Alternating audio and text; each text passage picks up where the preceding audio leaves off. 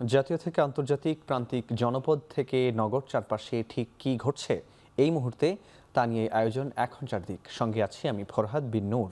খাগড়াছড়িতে দুষ্কৃতকারীদের হামলায় ৩ পাহাড়ি নিহত হয়েছে, আহত হয়েছে ১৩ সেনা, ৩ পুলিশ সহ আরও অনেকে। এ ঘটনায় দুঃখ প্রকাশ করে বিবৃতি দিয়েছে স্বরাষ্ট্র মন্ত্রণালয়। বিবৃতিতে বলা হয়েছে, জড়িত কোনো অপরাধীকেই ছাড় দেওয়া হবে না। সংশ্লিষ্ট সব পক্ষকে ধৈর্য ধরে শান্ত থাকার আহ্বান জানানো হয়েছে বিবৃতিতে। এদিকে অবরোধে অচল খাগড়াছড়ি, পুরো অঞ্চলে থমথমে পরিস্থিতি বিরাজ করছে। সতর্ক অবস্থায় রয়েছে সেনা, পুলিশ, বিজিবি। আইনশৃঙ্খলা পরিস্থিতি স্বাভাবিক রাখতে খাগড়াছড়িতে জেলা প্রশাসনের উদ্যোগে মতবিনিময় সভা হয়েছে।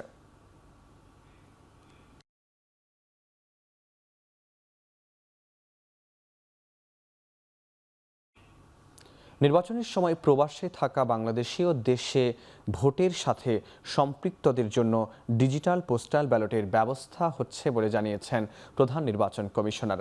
বলেন, সুষ্ঠুভাবে নির্বাচন আয়োজনে সব ধরনের প্রস্তুতি নিচ্ছে নির্বাচন কমিশন। সকালে নির্বাচন ভবনে সংশ্লিষ্ট নাগরিকদের সাথে কমিশনের ধারাবাহিক সংলাপের উদ্বোধনীতে সিসি এসব কথা বলেন। এ সময় তিনি আরও বলেন, সুষ্ঠুভাবে আগামী জাতীয় সংসদ নির্বাচন আয়োজনে সব ধরনের প্রস্তুতি নিচ্ছে কমিশন। দিনব্যাপী সংলাপে কমিশন দেশের বেশ কয়েকটি বিশ্ববিদ্যালয়ের ভিসি, সরকারি বিশ্ববিদ্যালয়ের বিভিন্ন প্রতিষ্ঠান প্রধান সহ অন্তত অর্ধশত বিশিষ্ট ব্যক্তির মতবিনিময় হয়েছে। এতে প্রধান নির্বাচন কমিশনারের সভাপতিত্বে অন্যান্য কমিশনার সহ ইসি সচিবালয়ের ঊর্ধ্বতন কর্মকর্তাবৃন্দ উপস্থিত ছিলেন। পর্যায়ক্রমে নারী প্রতিনিধি, গণমাধ্যম কর্মী ও নিবন্ধিত রাজনৈতিক দল সহ অংশীজনদের সাথে সংলাপ করবে ইসি।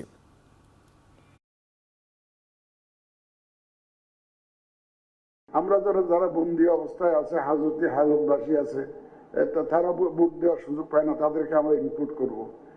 অনেক সরকারি কর্মচারী আছেন, দেশের বিভিন্ন জায়গায় পোস্টেড থাকেন, ডিউটিতে থাকেন, ওনারা যাতে ভোট দিতে পারেন সেই উদ্যোগটাও আমরা এবার নিয়েছি। বলতে পারবেন যে এটার মাইল ফলক ইনোভেশন হবে, যে এটা আমরা যদি করতে পারি ইনশাল্লাহ করবো। ইনশাল্লাহ আমরা যে একটা সুষ্ঠু, সুন্দর, বিশ্বাসযোগ্য নির্বাচন দিতে প্রতিশ্রুতিবদ্ধ। পিআর পদ্ধতি জনগণের কাছে গ্রহণযোগ্য নয়, এমন মন্তব্য করেছেন বিএনপির স্থায়ী কমিটির সদস্য ডক্টর আব্দুল মঈন খান। রোববার রাতে নারায়ণগঞ্জের আমলাপাড়া সর্বজনীন পূজা মণ্ডপ পরিদর্শন শেষে কথা বলেন তিনি। দেশের মানুষ কাকে ভোট দিচ্ছে সেটা জানতে চায়। পিআর পদ্ধতিতে ভোটাররা জানবে না কাকে ভোট দিচ্ছে, তারা জানবে শুধু কোন দলকে ভোট দিচ্ছে সেটা জানবে। কাজে দলকে ভোট দিয়ে তো শুধু মানুষ সন্তুষ্ট হতে পারে না। বাংলাদেশের মানুষ নির্দিষ্টভাবে তারা নির্দিষ্ট করে বলতে চায় যে এই লোক আমার এমপি, আমি তাকে ভোট দিয়েছি, সে সৎ মানুষ, সঠিক মানুষ এবং সে ন্যায়সঙ্গত মানুষ। একটি ভালো নির্বাচনের জন্যই বিএনপি সরকার টিকিয়ে রেখেছে বলে মন্তব্য করেছেন বিএনপির ভাইস চেয়ারম্যান শামসুজ্জামান দুদু। আর পিআর পদ্ধতিতে নির্বাচন হলে জনগণ ভোটের অধিকার হারাবে বলে মন্তব্য করেছেন বিএনপির চেয়ারপারসনের উপদেষ্টা আব্দুস সালাম। রোববার সকালে প্রেস ক্লাবের সামনে জাতীয়তাবাদী লেখক ফোরাম আয়োজিত সন্ত্রাস ও বিশৃঙ্খলা সৃষ্টির মাধ্যমে গণতান্ত্রিক যাত্রাকে বাধাগ্রস্ত করার প্রতিবাদে শীর্ষক কবিতা পাঠ ও সমাবেশে এসব মন্তব্য করেন তারা। বলেন, পিআর হলে দুর্বল সরকার প্রতিষ্ঠা হবে, আর যারা ভারতকে প্রতিষ্ঠা করতে চায় তারাই দুর্বল সরকার চায় বলেও মন্তব্য করেন আব্দুস সালাম। এ সময় তিনি প্রশ্ন তুলেন, যারা আন্দোলন করছে, দাবি না মানলে নির্বাচন হবে না বলে ধমক দিচ্ছে, তারা ফ্যাসিবাদ ফিরে আসার সুযোগ করে দিচ্ছে কিনা। আর শামসুজ্জামান দুদু বলেন, একটি বিশেষ মহল মনে করে তাদের ভবিষ্যৎ নেই, তাই নতুন নতুন দাবি সামনে এনে নির্বাচন ঠেকানোর চেষ্টা করছে।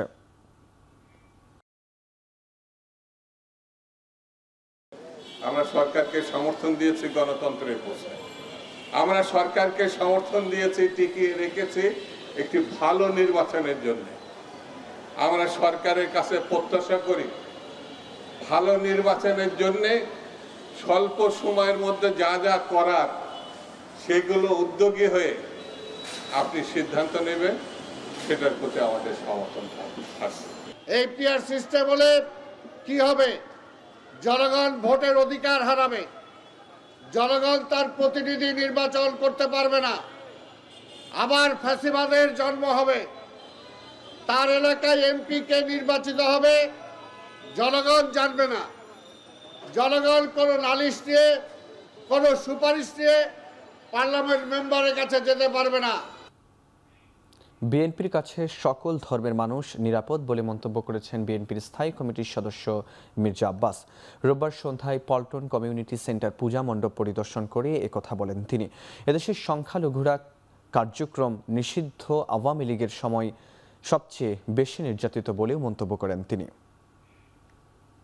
হাতে এই দেশের স্বাধীনতা সার্বভৌমত্ব নিরাপদ যেমন, তেমনি আমাদের অন্য নাগরিক, যেমন আমি সংখ্যালঘু কথাটা বললাম না, এটা আমরা বলি না, অন্য সমাজ, অন্য গোত্র, হিন্দু, মুসলিম, বৌদ্ধ, খ্রিস্টান সকলেই কিন্তু বিএনপির সময় সবসময় নিরাপদ ছিল।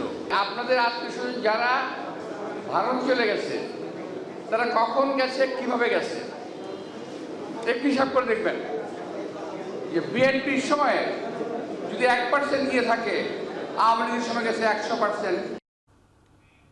একটি ইসলামী দল ক্ষমতায় যাওয়ার জন্য মানসিক ভারসাম্য হারিয়ে ফেলছে বলে মন্তব্য করেছেন বিএনপির সিনিয়র যুগ্ম মহাসচিব রুহুল কবির রিজভী। রোববার সন্ধ্যায় শারদীয় দুর্গাপূজা উপলক্ষে রমনা কালী মন্দির পরিদর্শন করে তিনি বলেন, জামায়াতে ইসলামীর রূপ পরিবর্তন মানুষ ভালোভাবে নেয়নি। পূজাকে কেন্দ্র করে দেশের অভ্যন্তরীণ ঘটনাগুলো কোনো বিচ্ছিন্ন ঘটনা নয়, এগুলো ষড়যন্ত্রের অংশ। ক্ষমতায় যাওয়ার জন্য মানসিক ভারসাম্য হারিয়ে ফেলেছে সেই ইসলামী দলটি, একেবারে ভারসাম্য হারিয়ে ফেলেছে। উনারা আগে লিখতেন জামাতে ইসলামী বাংলাদেশ, আগে জামাতে ইসলাম, তারপরে বাংলাদেশ। তো আমার বক্তব্য হলো, কেন এটা লিখতেন? তার মানে জামাতে ইসলাম বাংলাদেশের কোনো স্বাধীন রাজনৈতিক দল নয়। আগামী জাতীয় নির্বাচন সুষ্ঠু ও নিরপেক্ষ করতে নির্বাচন পর্যবেক্ষণের পাশাপাশি ইউরোপীয় ইউনিয়নের প্রতিনিধি দলের কাছে কারিগরি সহায়তা চেয়েছে জামায়াতে ইসলামী। রোববার দুপুরে বসুন্ধরা আবাসিক এলাকায় জামায়াতের আমির ডাক্তার শফিকুর রহমানের সাথে সাক্ষাৎ করতে যান ইউরোপীয় ইউনিয়নের একটি প্রতিনিধি দল। ফেব্রুয়ারিতে জাতীয় নির্বাচনে জামায়াতের অবস্থান বিষয়ে জানতে চান প্রতিনিধি দল। দলের সেক্রেটারি জেনারেল মিয়া গোলাম পড়ুয়ার। জামায়াতের পক্ষ থেকে জানানো হয়, ফেব্রুয়ারিতে নির্বাচন চান তারা, তবে জুলাই সনদের ভিত্তিতে নির্বাচন অনুষ্ঠের কথা ইউরোপীয় ইউনিয়নের প্রতিনিধি দলের কাছে পুনর্ব্যক্ত করে জামায়াতে ইসলামী।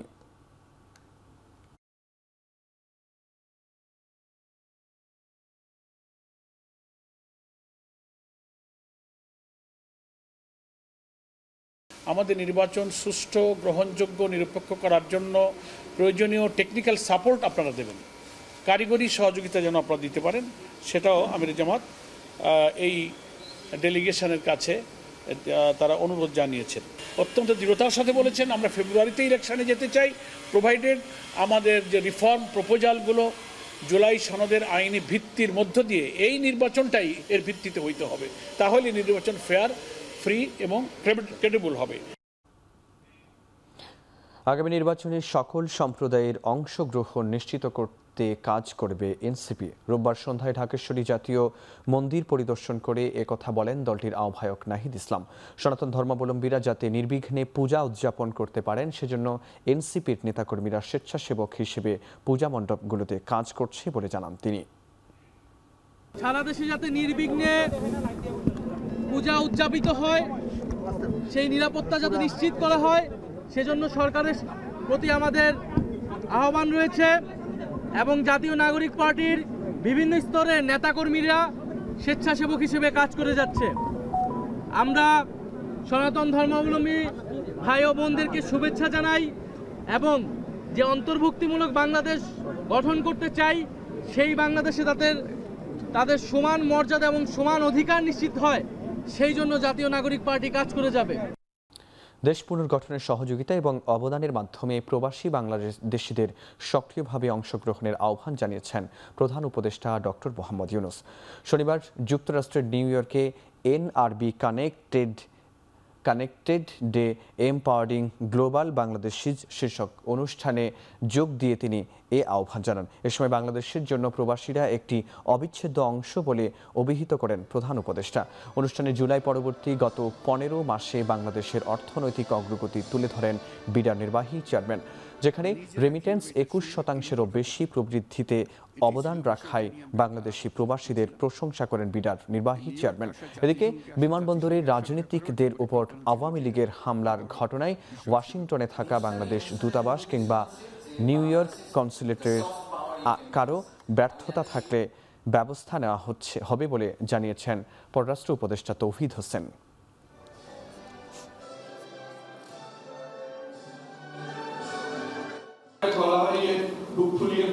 আমাদের অর্থনীতি মজবুত হয়েছে, সেটার একমাত্র কারণ হলো রেমিটেন্স। আপনাদের আমাদের এই দূরত্ব নাই আসলে। গণঅভ্যুত্থানের সময় আমরা যে দেশটাকে পেয়েছি সেখানে ইকোনমি একটা খুবই ডিফিকাল্ট সময়ের ভিতর দিয়ে যাচ্ছিল। অনেক কিছুতেই অনেক ধরনের সমস্যা আমরা আইডেন্টিফাই করেছিলাম। তা আমরা যদি অন্যান্য দেশ যারা গণঅভ্যুত্থানের ভিতর দিয়ে গেছে তাদেরকে দেখি এবং তারা সেই গণঅভ্যুত্থানের পরে ইনফ্লেশন বা জিডিপি গ্রোথ এইসব জায়গায় তারা যে ধরনের চ্যালেঞ্জ ফেস করেছেন সেই তুলনায় বাংলাদেশ রিলেটিভলি গত 1 বছরে অনেক কম চ্যালেঞ্জ ফেস করেছে। So the economy is slowly turning it's corner. আমাদের যে চ্যালেঞ্জগুলো ছিল সেগুলোকে আমরা এখন পর্যন্ত মনে হচ্ছে আমরা মোটামুটি ওয়েদার করতে পেরেছি, নেভিগেট করতে পেরেছি। জাতিসংঘের অধিবেশনের মতোই নিউ ইয়র্কে NRB কানেক্ট ডে অনুষ্ঠানে প্রধান উপদেষ্টার পাশে ছিলেন সফর সঙ্গী বিএনপি, জামায়াত ও এনসিপির নেতারা। তারা বাংলাদেশ প্রশ্নে সবাই ঐক্যবদ্ধ থাকার উপর জোর দিয়েছেন। বিগত দিন আমাদের ধ্বংসস্তূপে পরিণত করেছিল। আজকে যে structural change, political structure change জন্য যে কমিশন করা হয়েছে, সংস্কার কমিশন করা হয়েছে, আমরা কমিটেড যে আমরা এই সংস্কার কমিশনগুলোতে আমরা আমাদের অবদান রাখার চেষ্টা করছি রাজনৈতিক দল হিসেবে এবং যতটা সম্ভব আমরা কাজ করছি। বাংলাদেশের মানুষ সংগ্রাম, লড়াই, মিনতের মজ্জাগত। যে কোনো বিপদে, যে কোনো দুঃসময়ে সবাই এক হয়ে লড়াই করতে জানে, তার প্রমাণ জুলাই দিয়েছে। প্রথমবারের মতো একটি ব্যতিক্রমী উদ্যোগী একটি সরকারি সফরে দেশের রাজনৈতিক স্টেক হোল্ডার যারা আছেন তাদের প্রতিনিধিত্বকে নিয়ে একটা নোটিশ স্থাপন। আমাদের দেশে আনফর্চুনেট অনেক বড় সমস্যা হচ্ছে বড় ধরনের করাপশন। এই সমস্ত বিষয়গুলিকে যদি আমরা অ্যাড্রেস করতে পারি তাহলে বাংলাদেশ বিশ্ব একটি টাইগার হিসাবে অল্প সময়ে আবির্ভূত হতে পারবে। আমরা প্রবাসী একটা লাউঞ্জ করলাম বিমানবন্দরে, তারপরে আমরা আরেকটা লাউঞ্জ করেছি হচ্ছে যারা আপনার রাতে যারা এসে মানে দূরের থেকে আসেন রাত কাটাতে পারেন এরকম একটা লাউঞ্জ করেছি। আমাদের মধ্যপ্রাচ্যগামী যারা শ্রমিক আছেন ওরা বসতেই ইজি ফিল করছেন না, তো সেটা বিদেশিদের তাড়ানোর জন্য এবং আমাদের প্রবাসী ভাই বোনদের ওখানে ঢোকানোর জন্য অনেকগুলো মেকানিজম করা হয়েছে। জলবায়ু দুর্যোগে ক্ষতিগ্রস্তদের টেকসই ও সাশ্রয়ী আবাসনের জন্য বাংলাদেশে সহায়তা বাড়াতে ইউএন হ্যাবিটেটকে আহ্বান জানিয়েছেন প্রধান উপদেষ্টা অধ্যাপক ডক্টর মোহাম্মদ ইউনুস। নিউ ইয়র্কে জাতিসংঘের সাধারণ পরিষদের সাইডলাইনে আন্ডার সেক্রেটারি জেনারেল এবং ইউএন হ্যাবিটেটের নির্বাহী পরিচালক আনা ক্লাউডিয়া রসবাচের সাথে এক বৈঠকে অধ্যাপক ডক্টর মোহাম্মদ ইউনুস এই আহ্বান জানান। এ সময় সুন্দর নগরায়নের জন্য সাশ্রয়ী মূল্যের আবাসন, বর্জ্য ব্যবস্থাপনা, ক্ষুদ্র ঋণ ভিত্তিক আবাসন সহ বিশ্বব্যাপী জলবায়ু পরিবর্তনের প্রভাবের বিভিন্ন বিষয়ে আলোচনা করেন তারা। আলোচনায় উঠে আসে বাংলাদেশে বসবাসরত রোহিঙ্গাদের আবাসনের বিষয়টিও। নিউ ইয়র্কে রোহিঙ্গা সংকট নিয়ে জাতিসংঘের উচ্চ পর্যায়ের সম্মেলনে অংশগ্রহণের জন্য ইউএন হ্যাবিটেটকে আমন্ত্রণ জানান ডক্টর ইউনুস।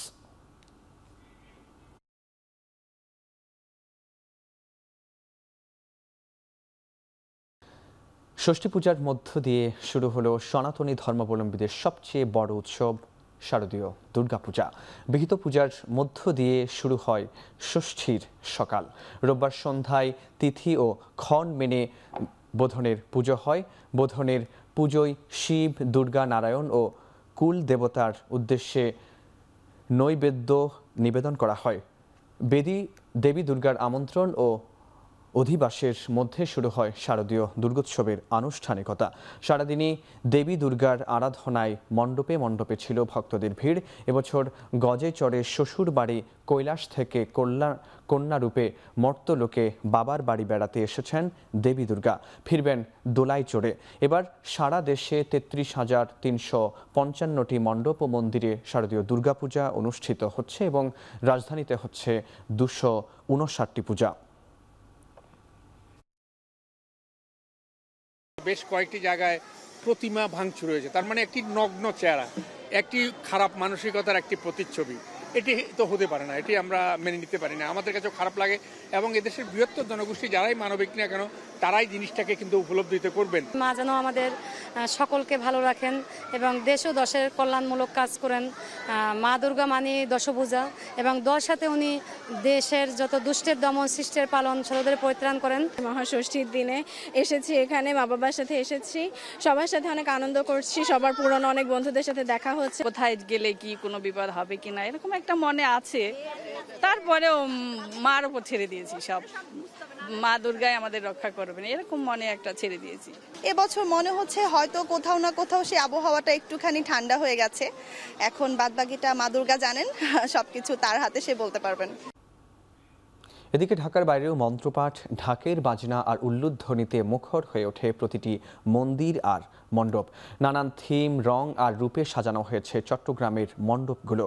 মহাষষ্ঠীতে মন্ত্রপাঠ, ঢাকের বাজনা আর উল্লুধ্বনিতে মুখর হয়ে উঠেছে প্রতিটি মন্দির। ময়মনসিংহে প্রতিমা সাজানো, আলোকসজ্জা, ধূপ, ধুনো ও ঢাকডোল সব মিলিয়ে তৈরি হয়েছে ধর্মীয় ও সাংস্কৃতিক মিলন মেলা। মন্দিরগুলোতে চলে কল্পারম্ভ ও বিহিত পূজা।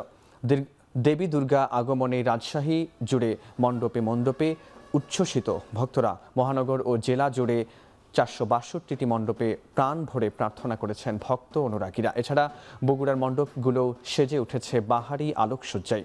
এছাড়া চুয়াডাঙ্গার ১১৩টি স্থায়ী ও অস্থায়ী মণ্ডপে শুরু হয়েছে দুর্গাপূজা।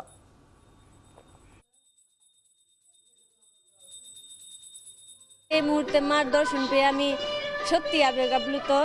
সবাই প্রতি বছর অপেক্ষায় থাকি যে কখন মায়ের আগমন হবে। মা যেমন আমাদের সন্তানের মঙ্গল করে, আমরাও মার কাছে যাই আমাদের সন্তানের মঙ্গল করতে।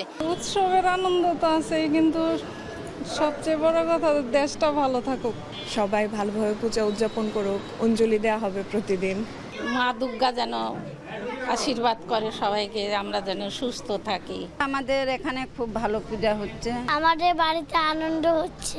সবাই পুষ্পাঞ্জলি দিল, ঠাকুরের প্রার্থনা করলাম যেন দেশ এবং সব যত প্রাণী আছে সবার যেন মঙ্গল হয়। সনাতন ধর্মাবলম্বীদের শারদীয় দুর্গাপূজার শুভেচ্ছা জানিয়ে অন্তর্বর্তী সরকারের প্রধান উপদেষ্টা অধ্যাপক ডক্টর মোহাম্মদ ইউনূস বলেছেন, দুর্গাপূজা শুধু একটি ধর্মীয় উৎসব নয়, বরং সম্প্রীতির ও ঐক্যের প্রতীক। রাতে প্রধান উপদেষ্টার ভেরিফাইড ফেসবুক পেজ থেকে ভিডিও বার্তায় একথা বলেন তিনি। দুর্গাপূজা শুধু একটি ধর্মীয় উৎসব নয়, বরং এটা আমাদের সম্প্রীতির প্রতীক, ঐক্যের প্রতীক। সনাতনী ধর্মবিশ্বাস মতে দশভূজা দুর্গার কাঠামোতে দেশ ও জাতির সব ধরনের ঐক্য ও সংহতির প্রতীক আছে। লক্ষ্মীর ধন সম্পদ, সরস্বতীর জ্ঞান, কার্তিকের বীরত্ব আর গণেশের সাফল্য এবং দশভূজা দুর্গার অসীম শক্তি সম্মিলিতভাবে সমস্ত অশুভ শক্তিকে পরাজিত করে। এর মধ্যেই ঐক্যবদ্ধ জাতির চিত্র আছে। জ্ঞান নিয়ে, সম্পদ নিয়ে, শক্তি নিয়ে, সবাই যার যার শক্তি নিয়ে ওই ঐক্যবদ্ধ হলে আমরা সব অশুভ শক্তিকে পরাজিত করতে পারব। কারো সাধ্য নেই আমাদের দমিয়ে রাখার। সারা দেশে পূজায় নিরাপত্তায় আইন শৃঙ্খলা বাহিনীর ১ লাখ সদস্য মোতায়েন আছে বলে জানিয়েছেন স্বরাষ্ট্র উপদেষ্টা জাহাঙ্গীর আলম চৌধুরী। দুপুরে সচিবালয়ে আইন শৃঙ্খলা বিষয়ক সভা শেষে ব্রিফিংয়ে তিনি বলেন, সামাজিক মাধ্যমে সাম্প্রদায়িক সম্প্রীতি বিনষ্টে যারা গুজব ছড়াচ্ছে তাদের বিরুদ্ধে কঠোর ব্যবস্থা নেওয়া হবে। খাগড়াছড়িতে সব পক্ষকে সাথে নিয়ে সংকট নিরসনে পার্বত্য চট্টগ্রাম বিষয়ক উপদেষ্টা কাজ করছেন বলে জানান স্বরাষ্ট্র উপদেষ্টা। পুলিশ এবং অন্যান্য আইন শৃঙ্খলা বাহিনীর সদস্যরা গতবারের ন্যায় দায়িত্ব পালন করে যাচ্ছে এবং নিয়মিত টহল পরিচালনা করে। তাদের সংখ্যা প্রায় ৭০,০০০-এর মতো। সামাজিক যোগাযোগ মাধ্যমে শারদীয় দুর্গাপূজাকে কেন্দ্র করে সাম্প্রদায়িক সম্প্রীতি বিনষ্ট করার লক্ষ্যে দুষ্কৃতিকারী ও গুজব সৃষ্টিকারীদের বিরুদ্ধে কঠোর আইনানুগ ব্যবস্থা গ্রহণ করা হবে। আপনারা সবসময় সঠিক সংবাদ পরিবেশন করায় কিন্তু দেশবাসীরা উপকৃত হচ্ছে, তা না হলে পার্শ্ববর্তী দেশ এবং ফ্যাসিস্টের কিছু দোসর সবসময় একটা মিথ্যা সংবাদ স্পেশালি ইউটিউব, ফেসবুক এগুলিতে দিয়ে দেয়। এগুলি আপনারা প্রতিবাদ করবেন এবং প্রকৃত যে তথ্য ওটা আপনারা সবার সামনে উঠে ধরবেন। চট্টগ্রামে বিদ্যানন্দ ফাউন্ডেশনের উদ্যোগে শুরু হয়েছে 10 টাকার পুজোর বাজার। রোববার সকালে নগরীর জামাল খানের এক্সক্লুসিভ কনভেনশন হলে এই বাজার বসে। বাজারের উদ্বোধন করেন চট্টগ্রাম সিটি কর্পোরেশনের মেয়র ডাক্তার শাহাদাত হোসেন। নামমাত্র মূল্যে নিত্য প্রয়োজনীয় পণ্য ও পোশাক কিনে খুশি সাধারণ মানুষ। ফলে বাজারে ভিড় করছেন অনেকে। বিদ্যানন্দের এমন উদ্যোগকে স্বাগত জানান চট্টগ্রাম সিটি কর্পোরেশনের মেয়র। পুজোর সময়ে সাধারণ মানুষের হাতে নিত্য প্রয়োজনীয় জিনিস পৌঁছে দিতে এমন কার্যক্রমকে সময় উপযোগী বলছেন বিদ্যানন্দ ফাউন্ডেশনের সদস্যরা।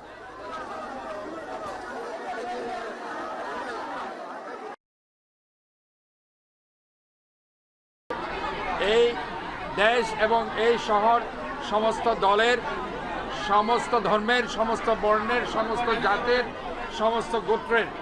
তাই আমরা বলেছি এই শহরটাকে আমরা একটা ক্লিন, গ্রিন, হেলদি এবং সেফ সিটি হিসাবে গড়ে তুলতে চাই।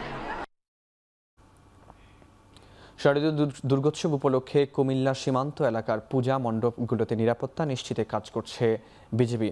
সীমান্ত এলাকার 161টি পূজা মণ্ডপে নিরবিচ্ছিন্ন নিরাপত্তা নিশ্চিত করতে বিজিবির 39টি টহল টিমকে স্ট্রাইকিং ফোর্স হিসেবে মোতায়েন করা হয়েছে। রোববার দুপুরে 5 থুবি ইউনিয়নের সীমান্তবর্তী শিবের বাজার পূজা মণ্ডপ পরিদর্শন করেন BGB police sector commander colonel Rezaul Kabir. এ সময় তিনি পূজা উদযাপন ঘিরে সকল সম্প্রদায়কে সৌহার্দ্যপূর্ণ সম্পর্ক বজায় রেখে উৎসবমুখর পরিবেশ সৃষ্টির আহ্বান জানান।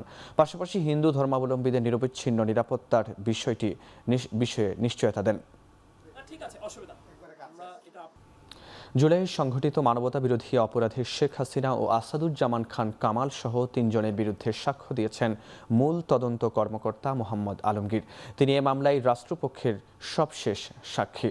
ট্রাইব্যুনাল 1-এর চেয়ারম্যান বিচারপতি গোলাম মর্তুজা মজুমদারের নেতৃত্বাধীন প্যানেলের সাক্ষ্য গ্রহণ হয়।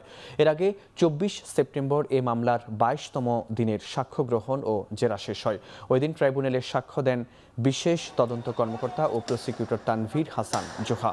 পরে তাকে জেরা করেন শেখ হাসিনা ও কামালের পক্ষে রাষ্ট্রনিযুক্ত আইনজীবী আমির হোসেন।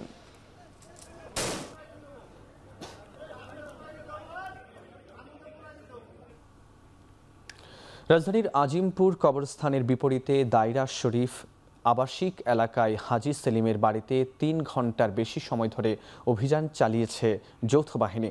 রোববার সকাল 11:30টার দিকে গুলশান আরা মাসুদা নামে পরিচিত 12 তলার ভবনটিতে এই অভিযান শুরু হয়। বাড়িটিতে নিচতলার বেজমেন্টে একটি গোপন কক্ষে 3টি বিলাসবহুল গাড়ি সহ 6টি গাড়ি পাওয়া গেছে। গাড়িগুলোর একটি হাজি সেলিমের, 3টি সংশ্লিষ্ট প্রতিষ্ঠানের। বাকি গাড়িগুলোরও মালিকানার হদিস পেয়েছে আইন শৃঙ্খলা বাহিনী। অভিযানে বাড়িটি থেকে একজনকে আটক করা হয়েছে। তাকে জিজ্ঞাসাবাদের জন্য সেনাবাহিনীর ক্যাম্পে নেওয়া হয়েছে। 12 তলা ভবনটির ভিতর থেকে কাউকে বের হতে দেওয়া হচ্ছে না।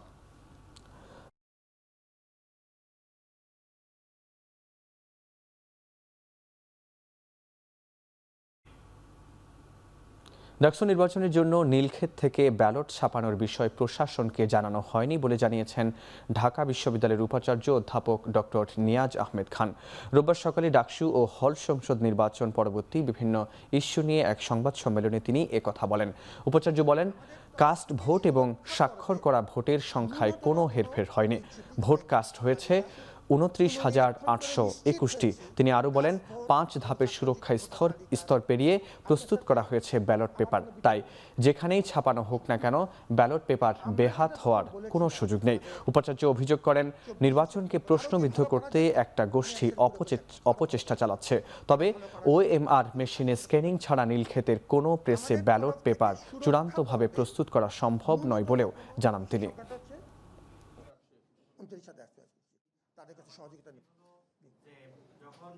আমাদের তরফ থেকে সুরক্ষা পর্বে ন্যূনতম কোনো বিচ্যুতি হয়নি। ব্যালট ছাপানো তার স্থান যেখানেই হোক এবং কাটিং, এটি হচ্ছে ব্যালট প্রক্রিয়ার প্রাথমিক কিছু পদক্ষেপ। সুরক্ষা পর্ব কমপক্ষে 5 স্তর, কোনো কোনো ক্ষেত্রে 6 স্তর বিশিষ্ট। এরপর কেন্দ্র প্রধান, একজন রিটার্নিং অফিসার কেন্দ্রের দায়িত্বে থাকেন, তিনি সিগনেচার করে বুঝে নেওয়ার পরে ওই 5 বা 6 স্টেপ কমপ্লিট হলেই তখনই শুধুমাত্র এটি ব্যবহারযোগ্য হবে। অতএব এখানে কেউ পকেটে নিয়ে কেন্দ্রে যাওয়া বা এটি ব্যবহার করার কোনো সুযোগই নেই। রাজনৈতিক দলগুলো চাইলে অন্তর্বর্তী সরকারের যাত্রা আরও সহজ করতে পারত, তবে নিজেদের ভাগ বাটোয়ারা নিয়ে দলগুলো সরকারকে অসহযোগিতা করেছে বলে মন্তব্য করেছেন তথ্য উপদেষ্টা মাহফুজ আলম। রোববার সকালে রাজধানীর সিরডাপ মিলনায়তনে তথ্য অধিকার দিবস উপলক্ষে আয়োজিত সিজিএসের এক সেমিনারে এই মন্তব্য করেন তিনি। বিসি নিয়োগ হইল 10 জন বিএনপির, 3 জন জামাতের হইল, তারপরে ধরেন আরো এরকম জামাতে যদি বিসি না হয় প্রবিসিটা জামাতে হইলো, অ্যাডমিনটা কে নিবে এটা নিয়ে কাড়াকাড়ি হইলো। তো এগুলো আমার চোখের সামনে করছে। তখন কিন্তু সবাই যে এই সরকার আমাদেরকে 2 বছর 3 বছর যা সময় লাগে সংস্কার এবং বিচার করে দিয়ে তারপরে যাবে, ওনারা 4 মাসের মধ্যে ওনাদের সব লোক সেট করা হয়ে গেল। এবার ডিসেম্বর থেকে শুরু হইলো অসহযোগ। আমার কাছে 2-3 মাস হয়তো নাই, কিন্তু আমরা শুরু করে দিয়ে যাব, 2-3 মাসের ভিতরে এটা হয়ে যাবে। সাংবাদিকতা সুরক্ষা আইনটা যে কোনো মূল্যে আমরা করব। ডিসেম্বরে অমর একুশে বইমেলা হচ্ছে না। নির্বাচন ও রোজার আগে বিবেচনায় নিয়ে যে সময় নির্ধারণ করা হয়েছিল তা স্থগিত করা হয়েছে। রোববার বাংলা একাডেমির মহাপরিচালক অধ্যাপক মোহাম্মদ আজমের সই করা বিজ্ঞপ্তিতে এই তথ্য জানানো হয়। বিজ্ঞপ্তিতে বলা হয়, বইমেলা 2026-এর যে তারিখ নির্ধারণ করা হয়েছিল তা স্থগিত করা হলো। প্রকাশক ও অন্য অংশীজনের পরামর্শ অনুযায়ী নতুন তারিখ ঠিক করা হবে।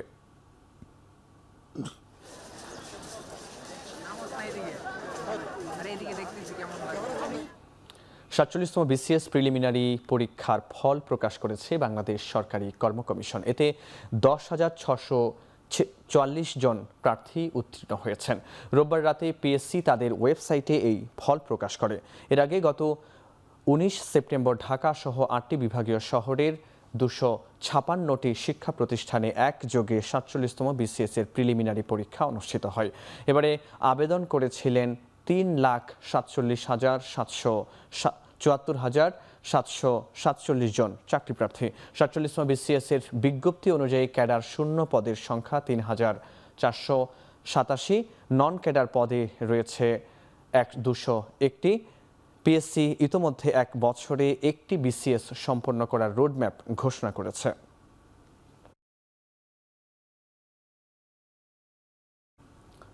শ্রমিকদের বেতন বৃদ্ধির ইস্যুকে কেন্দ্র করে তৃতীয় দিনের মতো বন্ধ ছিল চাঁপাইনবাবগঞ্জ, রাজশাহী ও নাটোর থেকে ঢাকাগামী বাস চলাচল। বাস চলাচল বন্ধ থাকায় চরম ভোগান্তিতে যাত্রীরা। পূজার ছুটিতে সকালে রাজশাহীর শিরৈল বাসস্ট্যান্ডে এসে বাস না পেয়ে বিপাকে পড়েন যাত্রীরা। তাদের অভিযোগ, অগ্রিম টিকিট কাটা থাকলেও টাকা ফেরত দেয়া হচ্ছে না, এমনকি কোনো বিকল্প ব্যবস্থাও রাখা হয়নি। ফোন করলেও পরিবহন কর্মকর্তারা সাড়া দিচ্ছেন না বলে অভিযোগ যাত্রীদের। যদিও এই রুটে একতা ট্রান্সপোর্টের বাস স্বাভাবিকভাবেই চলাচল করছে। সম্প্রতি শ্রমিকরা বেতন বৃদ্ধির দাবিতে আন্দোলন শুরু করলে কয়েক দফায় বাস চলাচল বন্ধ হয়ে যায়। অনেক দূর থেকে এসেছি, আসার পর রাজশাহীতে এসে বাস কাউন্টারে আসার পর শুনছি বাস চলাচল বন্ধ। তো আমার তো অনেক সমস্যা, এখন আমাকে ঢাকা যেতে হবে। হঠাৎ মানে এই যে আমাদের এই যে বাস যাত্রার যে দুর্ভোগ, সেটা কেন হয় বুঝি না। যদি কোনো সমস্যা হয় তারা ইন্টারনালি আলোচনা করে তো সমাধান করে নিতে পারে। বলা নাই, কওয়া নাই, বন্ধ করে দিয়েছে। সিলেট সিটি কর্পোরেশনে ব্যাটারি চালিত রিকশা বন্ধ ও ফুটপাত দখল মুক্ত করার দাবিতে বিক্ষোভ মিছিল করেছেন নগরবাসী। সকাল 11:30টায় সিলেট সিটির সাবেক মেয়র আরিফুল হকের নেতৃত্বে এই মিছিলটি অনুষ্ঠিত হয়। বিক্ষোভ মিছিলটি নগরীর কোর্ট পয়েন্ট থেকে শুরু হয়ে বিভিন্ন সড়ক ঘুরে শহীদ মিনারে গিয়ে শেষ হয়। এতে বিভিন্ন রাজনৈতিক দল, সামাজিক ও ধর্মীয় সংগঠনের নেতারা অংশ নেন। বিক্ষোভের আগে কোর্ট পয়েন্টে অনুষ্ঠিত সংক্ষিপ্ত সমাবেশে বক্তারা বলেন, ব্যাটারি চালিত রিকশার দৌরাত্মে সৃষ্টি হচ্ছে যানজটের, ঘটছে দুর্ঘটনা। এছাড়া হকারদের কারণে ফুটপাত বেদখল হওয়ায় বিঘ্ন ঘটছে চলাচলে। নগরবাসীর ভোগান্তি কমাতে দ্রুত কার্যকর পদক্ষেপ নেয়ার দাবি জানান বিক্ষোভকারীরা।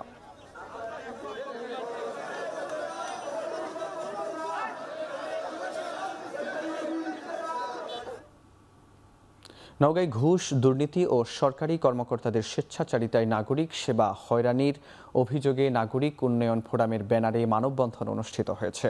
রোববার বেলা 11টায় শহরের মুক্তির মোড় পৌরসভার সামনে এই কর্মসূচি পালিত হয়। নওগাঁর প্রতিটি সরকারি অফিসে লাগামহীন ঘুষ, দুর্নীতি ও সরকারি কর্মকর্তাদের স্বেচ্ছাচারিতায় নাগরিকরা বিভিন্নভাবে হয়রানির শিকার হচ্ছেন বলে জানান বক্তারা। এ সময় তারা দুর্নীতিবাজ কর্মকর্তাদের দ্রুত অপসারণের দাবি জানান। এছাড়া পৌরসভার বেহাল সড়ক সংস্কার, অবৈধ কর বাতিল, 4 লেনের সড়ক দ্রুত বাস্তবায়ন করারও দাবি জানান। মানববন্ধনে বিভিন্ন সামাজিক সংগঠনের নেতৃবৃন্দরা উপস্থিত ছিলেন।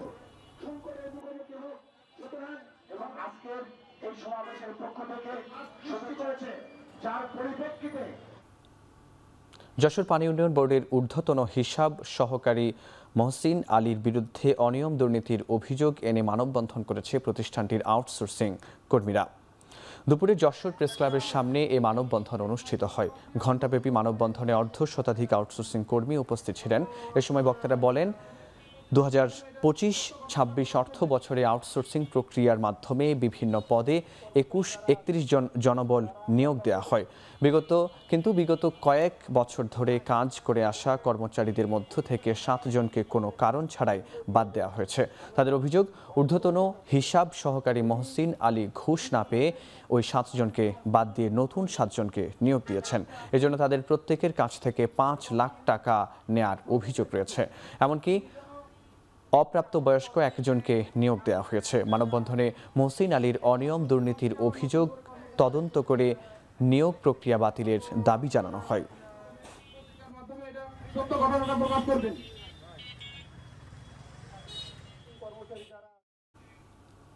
নরসিংদীর বিভিন্ন প্রাইভেট হাসপাতালে বিভিন্ন সময় ভাঙচুর, ডাক্তার, নার্স ও কর্মচারীদের লাঞ্ছনা ও হয়রানির প্রতিবাদে বিক্ষোভ ও মানববন্ধন করেছে প্রাইভেট ক্লিনিক অ্যাসোসিয়েশনের নরসিংদী জেলা শাখা।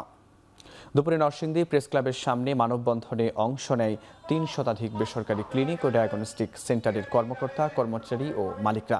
এ সময় বক্তারা বলেন, গত 1 বছরে জেলায় অন্তত অর্ধশত হাসপাতাল, ক্লিনিকে ভাঙচুর, নার্স ও চিকিৎসককে হয়রানির ঘটনা ঘটেছে, যা অনাকাঙ্ক্ষিত।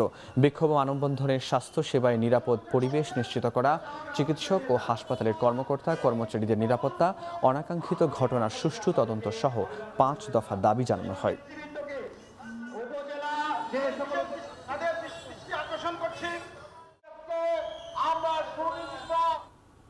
চট্টগ্রাম বন্দরের নিলাম থেকে 1.5 কোটি টাকার কাপড় ভর্তি 2টি কন্টেইনার গায়েবের ঘটনায় তদন্তে নেমেছে দুর্নীতি দমন কমিশন দুদক। রোববার বিকেলে প্রথমে বন্দর ভবনের চেয়ারম্যান ও নিরাপত্তা দপ্তরের সঙ্গে বৈঠক করে দুদক টিম। পরে কাস্টমস হাউজে গিয়ে অতিরিক্ত কমিশনারের কক্ষ থেকে তথ্য সংগ্রহ করেন তারা। নিলাম শাখার কর্মকর্তাদের সাথেও কথা বলেন দুদক ব্যবসায়ীরা। গত ফেব্রুয়ারি ও জুলাই মাসে বিডাররা নিলাম থেকে কন্টেইনার 2টি কিনে সব শুল্ক ও চার্জ পরিশোধ করলেও খালাস নিতে গিয়ে জানতে পারেন কন্টেইনার নেই। বিডারদের আবেদনের ভিত্তিতে কাস্টমস হাউস কমিটি করলেও এখনও কোনো প্রতিবেদন জমা হয়নি। বিষয়টি খতিয়ে দেখা হচ্ছে বলে জানায় দুদক। যেহেতু ডকুমেন্টসগুলো নিলাম শাখাতে আছে, ওখানকার অফিসারের সাথে কথা বলে রেকর্ডপত্রগুলো নিলে আমরা বুঝতে পারবো যে আসলে কি আছে। যে 2 জন বিডার এখানে আবেদন করেছেন, ওনারা কিন্তু এগুলো অনেক আগের ঘটনা। একজন হচ্ছে ফেব্রুয়ারিতে, একজন হচ্ছে জুলাইতে। তাহলে এতদিন পর্যন্ত ওনারা মালামালগুলো বুঝে পাননি। তাহলে এটা স্বাভাবিকভাবেই মনে হচ্ছে যে এখানে অস্বাভাবিক কিছু ঘটেছে আর কি। তো এটা একটু আমরা খতিয়ে দেখছি। এবার আন্তর্জাতিক প্রসঙ্গ। যুক্তরাজ্যের লন্ডনের টাওয়ার হ্যামলেটসে উৎসব মুখর পরিবেশে অনুষ্ঠিত হলো এডুকেশন অ্যাওয়ার্ডস 2025। অনুষ্ঠানে উপস্থিত ছিলেন 27টি স্কুলের 248 জন শিক্ষার্থী ও তাদের পরিবারের সদস্য সহ প্রায় 1000 অতিথি। বিজয়ীদের হাতে সার্টিফিকেট ও 50 পাউন্ড ভাউচার তুলে দেন মেয়র লুৎফুর রহমান। এ সময় তিনি বলেন, কেবল শিক্ষাগত অর্জন নয়, তরুণদের উদ্যম, সৃজনশীলতা ও উদারতাকেও মূল্যায়ন করা হচ্ছে। এছাড়াও যুবকদের কল্যাণে কাউন্সিল প্রায় 14 মিলিয়ন পাউন্ড বিনিয়োগ করেছে বলে জানিয়েছে স্থানীয় কর্তৃপক্ষ।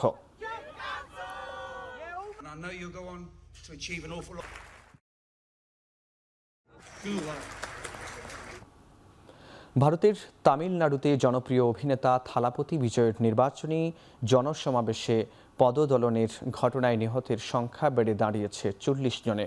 এর মধ্যে থালাপতির দলের জ্যেষ্ঠ নেতাদের বিরুদ্ধে ফৌজদারি মামলা দায়ের করেছে ভারতীয় পুলিশ।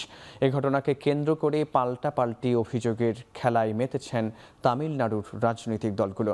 থালাপতির দল ষড়যন্ত্রের অভিযোগ তুলেছে ক্ষমতাসীন ডিএমকে দলের বিরুদ্ধে। অপরদিকে ডিএমকে বলছে, দোষী ব্যক্তি যত বড়ই হোক না কেন তাকে শাস্তির আওতায় আনতে হবে।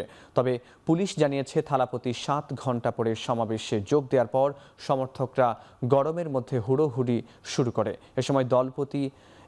এ সময় পদদলিত হয়ে হতাহতের ঘটনা ঘটে। থালাপতির জনসমাবেশে নিষেধাজ্ঞার আবেদন জানিয়ে পিটিশন দায়ের করলে তা বাতিল করে দেয় মাদ্রাজের উচ্চ আদালত।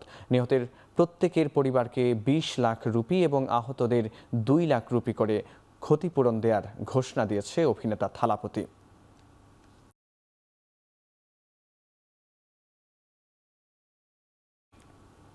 ক্ষমতাচ্যুত হওয়ার পর প্রথমবারের মতো জনসম্মুখে আসলেন নেপালের সাবেক প্রধানমন্ত্রী কেপি শর্মা ওলি।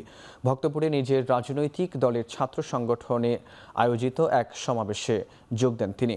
এ সময় তিনি দেশটির বর্তমান অন্তর্বর্তী সরকারের তীব্র সমালোচনা করেন। দেশের জনগণের সমর্থন না নিয়েই সুশীলা কার্কির সরকার গঠিত হয়েছে বলে অভিযোগ তুলেন তিনি। আশ্বাস দেন, নেপালে আইনের শাসন পুনঃপ্রতিষ্ঠায় লড়াই চালিয়ে যাওয়ার। এছাড়া সম্প্রতি নেপালের সংঘটিত জেনজি আন্দোলনের শিক্ষার্থীদের উপর গুলি চালানোর নির্দেশ প্রশাসনকে দেননি বলে জানান তিনি। চলতি মাসের 9 সেপ্টেম্বর জেনজি আন্দোলনের জেরে পদত্যাগ করেন কেপি শর্মা ওলি।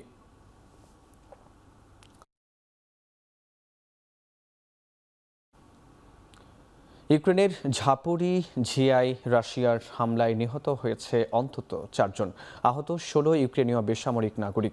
বিষয়টি নিশ্চিত করেছে বিবিসি।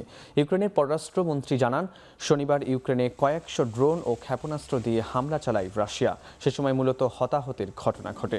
যদিও ক্রেমলিনের পক্ষ থেকে এ বিষয়ে এখনও কোনো মন্তব্য করা হয়নি। রাশিয়ার পাঠানো ড্রোন পোল্যান্ড, এস্তোনিয়া ও ডেনমার্কের আকাশ সীমা লঙ্ঘনের অভিযোগে গত কয়েকদিন ধরেই ইউরোপ জুড়ে জারি রয়েছে জরুরি সতর্কতা। এই পরিস্থিতিতে ইউক্রেনের উপর রাশিয়ার এত বড় হামলা হুঁশিয়ারি জানিয়েছেন ইউক্রেনীয় প্রেসিডেন্ট ভলোদিমির জেলেনস্কি।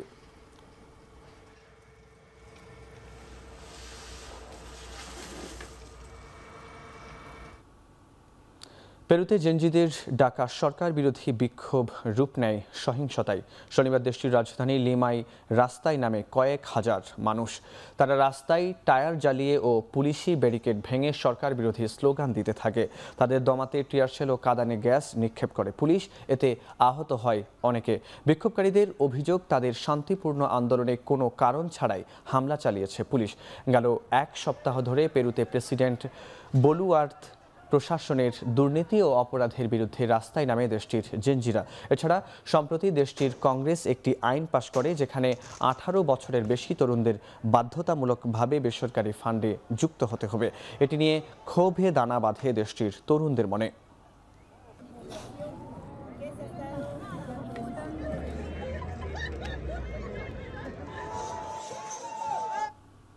যুক্তরাষ্ট্রের ওরেগন অঙ্গরাজ্যের পোর্টল্যান্ডে সেনা মোতায়েনের ঘোষণা দিয়েছেন প্রেসিডেন্ট ডোনাল্ড ট্রাম্প।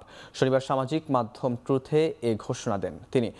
সম্প্রতি অভিবাসন বিরোধী অভিযান পরিচালনার কারণে মার্কিন অভিবাসন পুলিশ সংস্থা ICE তোপের মুখে পড়ায় নিরাপত্তা কড়াকড়ি করার লক্ষ্যে এই ব্যবস্থা নেওয়া হয়েছে বলে নিশ্চিত করেছেন ট্রাম্প।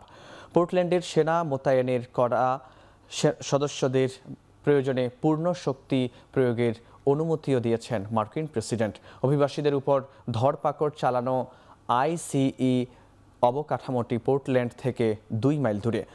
অভিবাসীদের বিরুদ্ধে যেন ধরপাকড় না চালানো হয় সেজন্য গত কয়েক মাস ধরে সেখানে টানা বিক্ষোভ হচ্ছে।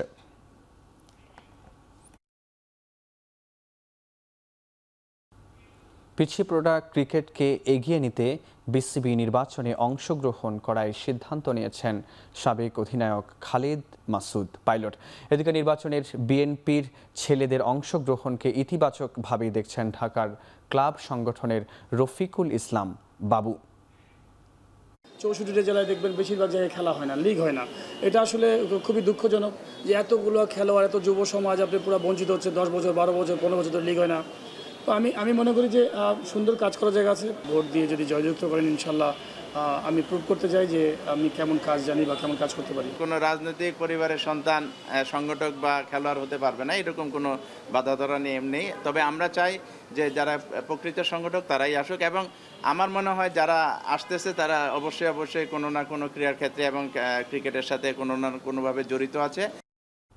প্রথমবারের মতো আন্তঃমহাদেশীয় কাপের ফাইনাল খেলবে ইউরোপিয়ান চ্যাম্পিয়ন্স লিগ জয়ী প্যারিস সেন্ট জার্মেই। 17 ডিসেম্বর কাতারের দোহায় অনুষ্ঠিত হবে ম্যাচটি। রোববার এমন খবর জানিয়েছে ফিফা। পিএসজির বিপক্ষে কারা খেলবে তা নির্ধারণ হবে ফাইনালের 4 দিন আগে চ্যালেঞ্জার কাপ নামে প্লে অফ থেকে, যেখানে অংশ নেবে আফ্রিকার চ্যাম্পিয়ন মিশরের ক্লাব পিরামিডস, মধ্য আমেরিকার চ্যাম্পিয়ন মেক্সিকোর ক্লাব ক্রুজ আজুল ও কোপা লিবার্তাদোরেস থেকে আসা চ্যাম্পিয়ন দল। 1960 থেকে 2004 সাল পর্যন্ত আন্তঃমহাদেশীয় কাপ অনুষ্ঠিত হতো ইউরোপ ও দক্ষিণ আমেরিকার চ্যাম্পিয়ন দলের মধ্যে। তবে গত বছর নতুন নামে আন্তঃমহাদেশীয় কাপ শুরু হয়, যেখানে ইউরোপের champion Real Madrid Mexican club পাচুকাকে হারিয়ে শিরোপা জয় করে।